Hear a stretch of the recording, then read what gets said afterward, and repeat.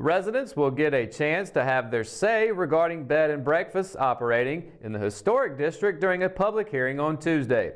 City Planner John Massey told the Rockingham City Council last month that he had been approached by someone who was interested in purchasing a home in the historic district with the intent to open a bed and breakfast, but is unable to do so because of current zoning regulations. According to the staff report included in the February agenda packet, city staffers believe a bed and breakfast inn can be an appropriate and complementary land use with the right standards and conditions, and can complement the city's downtown revitalization efforts since the historic district is adjacent to and within walking distance of downtown. There are currently 18 properties in the district that meet the requirements if the amendment to the city's Unified Development Ordinance is approved, according to the report. If the minimum lot area was changed from 0.75 acres to 0.5 acres, 31 residents would qualify. The proposed amendment changes the definition for bed and breakfast inn to make it closer to the state's definition and clarifies that food and drink cannot be served to non-guests, preventing it from being used as a restaurant or bar. The amendment also limits the number of guest rooms to 8 and prohibits exterior renovations to add bedrooms.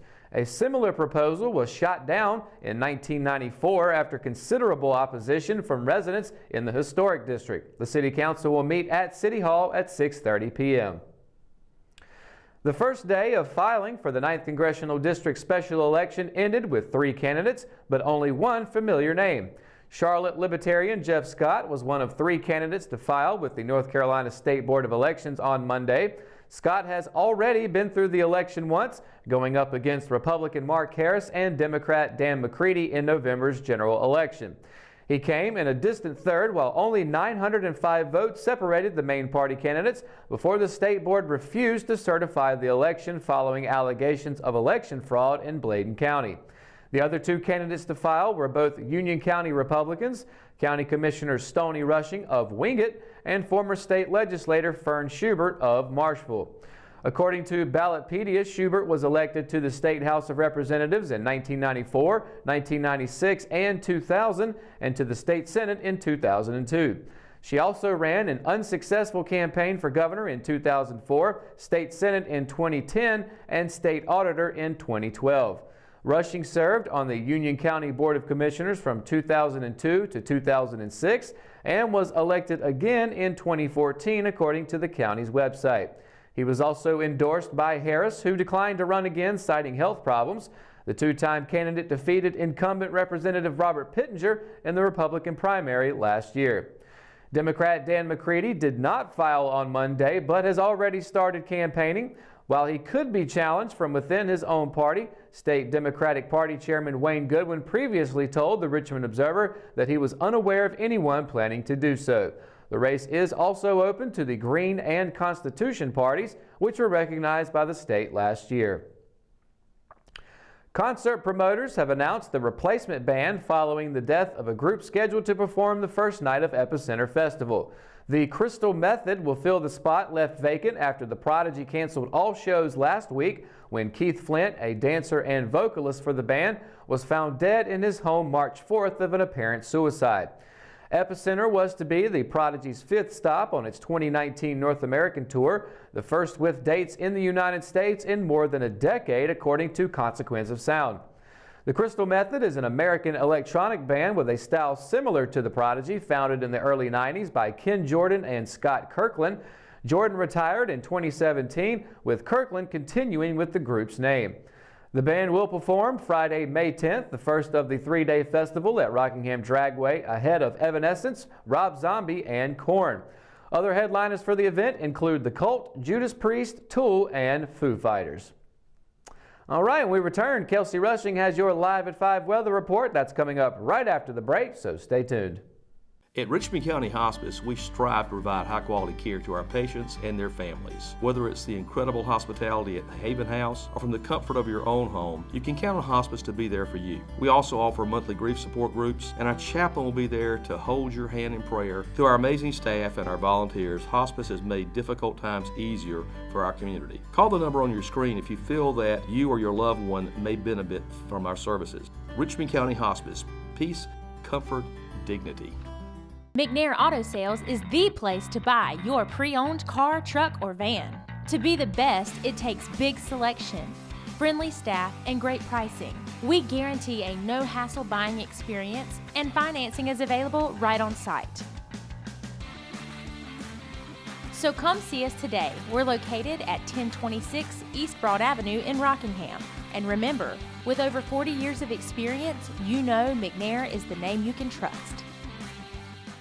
I'm Joey Bennett, Director of Cole Auditorium, and this is Emily Tucker from the Richmond County Chamber of Commerce, and we're here in the Cole Auditorium. We've got a whole new series of shows we're announcing for 2019, and we're very excited about who we're bringing to Richmond County. So, Joey, what do I have to look forward to? We have 3 fabulous shows that we're so excited about that are going to be right here at Cole Auditorium. Scotty McCreery, Craig Morgan, and Hotel California. And where do I go to find these tickets? You call us here at the box office, 910-410-1691, or come by and see us. Today's Live 5 weather forecast is brought to you by Richmond Community College, and of course it's a nice and very sunny day. There's literally not a cloud in sight as of right now, but of course going into the temperatures for tomorrow, it's going to be sunny as well. Other than Bennettsville and Lumberton, it's going to have a little bit of clouds, but for the most part there will be sun, no rain, and the highs will be around the 60s. Of course, starting with Fayetteville, the high 64, low 46. Then we have Lumberton, high 65, low 48, where it'll be a little cloudy. Rayford, high 64, low 47. Laurinburg, 65, low 48. And then Bennettsville, also cloudy, just like Lumberton, with a high 65 and a low 49. Temperatures are actually fairly similar to Lumberton as well. And of course, close to us with Southern Pines at a high 63, low 47. Ellerbe, exact same as Southern Pines, high 63, low 47. Rockingham would be like slightly warmer, like one little number difference with a high 64 and a low 47. And then Wadesboro, high 64, low 48. So it's going to be sunny pretty much all day tomorrow in most of these areas, and it's not going to be super cold. And of course, high 64, low 47, sunny for tomorrow. Thursday, it will be cloudy with a high 62 and a low 60. And there will be rain on Friday. It did look like it was going to be a sunny week yesterday's forecast, but there is a 50% chance of rain for Friday with a high 73 and a low 46. But that's the only day so far where it'll be raining. Saturday will be cloudy with a high 58 and a low 36. And of course, Sunday will be sunny with a high 55 and a low of 37. So at least we'll have a sunny Sunday, and it's been a while since we had that. But other than that, that's it for your Live 5 weather report. When we return, we get your RO Sports Update, and it's coming up right after the break, so stay tuned. At Kyocera, we see your company differently. We see your documents, how they're accessed, what it takes to keep them secure, and how well your workflow is flowing. Kyocera helps your entire document infrastructure run more efficiently, securely, and cost-effectively. And what we see is an opportunity to integrate all of it.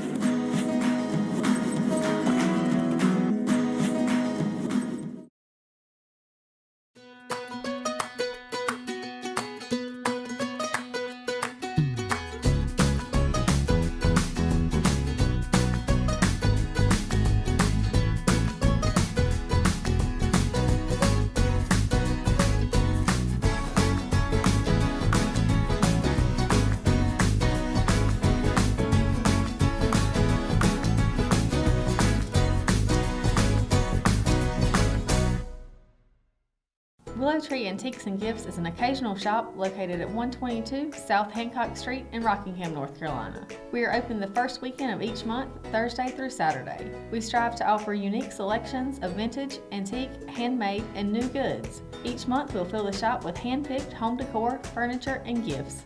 If you are looking for something out of the ordinary, then we're the place for you. You can find the shop dates and hours on our website at willowtreeantiquesandgifts.com. We would love to see you during our next occasional shop dates. Last season, the SAC boys golf teams endured an afternoon of 35-mile-per-hour winds in their season opener at Bayonet at Puppy Creek Golf Course in Rayford. Distance control off the tee was next to impossible, and sand traps became miniature dust storms, but the SAC golfers managed to complete the 18-hole match despite the blustery conditions. On Monday, the Richmond Senior High School golf team and its conference counterparts returned to Bayonet for the 2019 opener, but this time they were welcomed to an almost 70-degree temperature, partly cloudy skies, and the wind limited to an occasional breeze.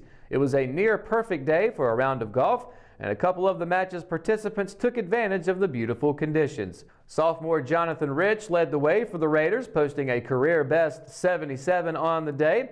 He was followed by fellow 10th grader Carter Richardson, who was one stroke shy of his career best at 84. Richardson's score was a substantial improvement over the 98 he recorded at the same course just a year ago. Putting stymied sophomore Jacob Puckett, who finished with a 102. It was Puckett's worst score since donning the green and gold, but he is expected to bounce back. The remaining Raider golfers in the match were sophomore Jackson Mabe, junior Noah Altman, and junior Evan McFadden. Pinecrest won the day with a team score of 287. Purnell Sweat, Scotland, and Jack Britt finished in 2nd through 4th respectively. Richmond's score of 368 landed them in 5th place, followed by Hoke and Lumberton. The Raiders will return to action on Tuesday, March 19th at Gates 4 Country Club in Fayetteville. Tee time is set for 2 p.m. Cameron Caraway, a senior on the Raider baseball team, has been named the official Richmond County Male Athlete of the Week. One of 12 seniors on this year's Raider squad, Caraway helped Richmond pick up 2 clutch Sandhills Athletic Conference wins over Purnell Sweat High School last week. A dual threat on the mound and at the plate, a big night for Caraway in the series finale earned him his first Athlete of the Week recognition. Set to graduate in June, Caraway is getting a jump start on his college career by taking a course at Richmond Community College while also staying busy at Richmond. At Richmond CC, Caraway is taking Spanish 112 online. Caraway is one of 4 current Richmond baseball players committed to play college baseball after graduation. He signed his national letter of intent on February 6th to join the Wingate University Bulldogs baseball program as an infielder.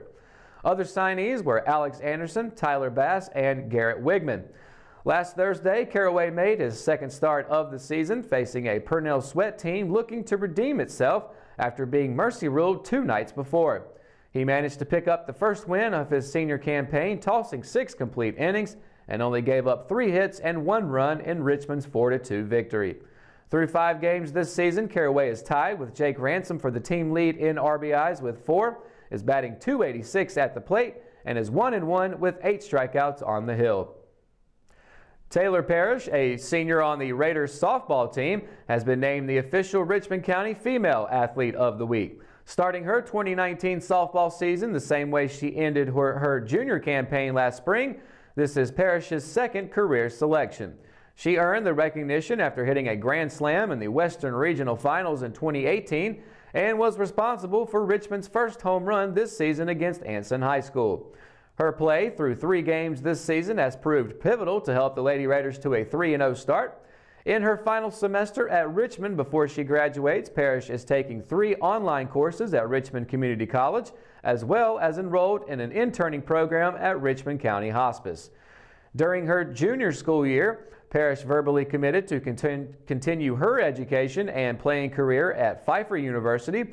She made it official on National Signing Day on February 6th and was a 3rd of Richmond's senior class to commit to the college level. Parrish ended her junior campaign with a bang and picked right back up in Richmond's season opener with a solo home run in her first at-bat over Anson High School. In Richmond's 2 games last week, both wins over Purnell Sweat High School, Parrish went a combined 2 for 7 with a pair of doubles and RBIs. Through 3 games this season, Parrish is leading Richmond in RBIs and is 2nd to Savannah Lampley in batting average. She plated 4 runs in the Anson win. And that's going to do it for another edition of Live at 5. Be sure to keep up with all the latest from the RO by going to richmondobserver.com or by downloading the free RO app for your Android and Apple devices. And be sure to tune in to Good Morning Sandhills Monday through Friday and catch the RO Sports Show every Thursday, Friday, and Saturday. For the Live at 5 crew, I'm Matt Harrelson. Good night, Richmond County.